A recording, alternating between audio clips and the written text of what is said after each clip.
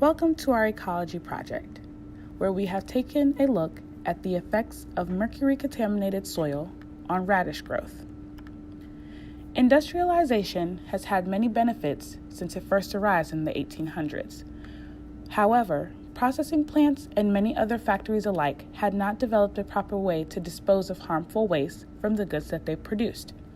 This in turn introduced mercury into our environment, which is still present decades later. Mercury has had an effect on organismal life, bodies of water, and even plant life. Based on a study done by Swedes and collaborators, mercury has had a negative effect on the pollen germination of Lumium longiforum by causing morphological abnormalities during tube growth. In addition to this, there was also a significant reduction in the number of secretory vesicles made during cell wall formation.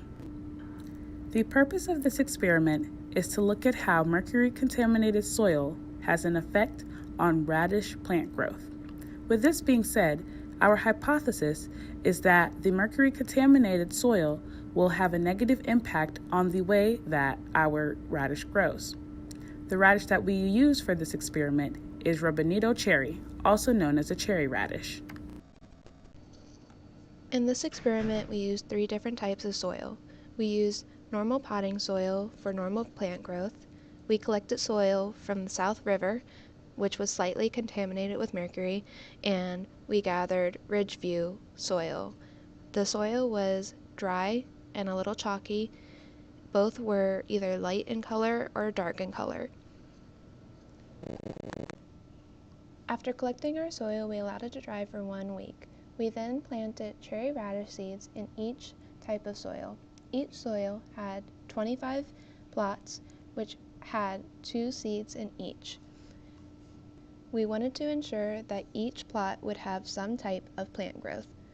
Once the plants were put in the soil, they were watered every other day, and they were also measured as well.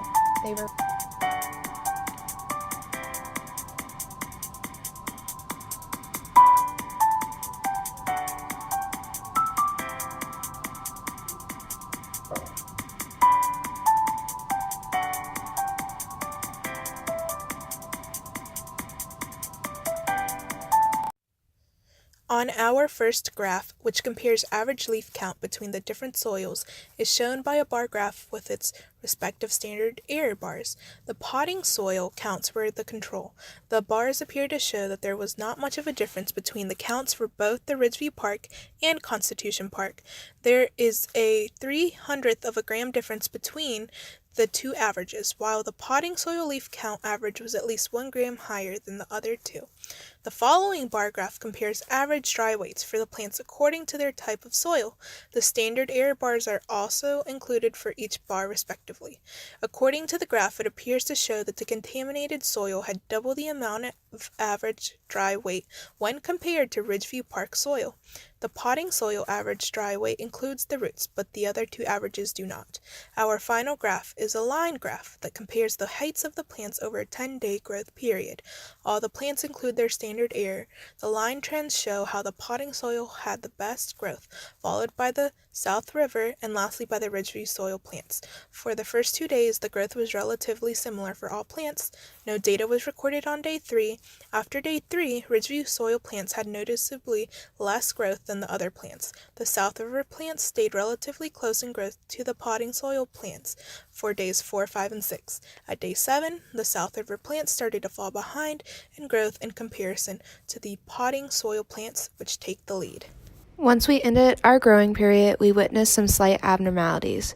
The abnormalities consisted of different stem changes, different colors in leaves, and the amount of leaves that were present. We noticed that in connection to other studies, mercury represses plant growth and induces morphological and physiological changes.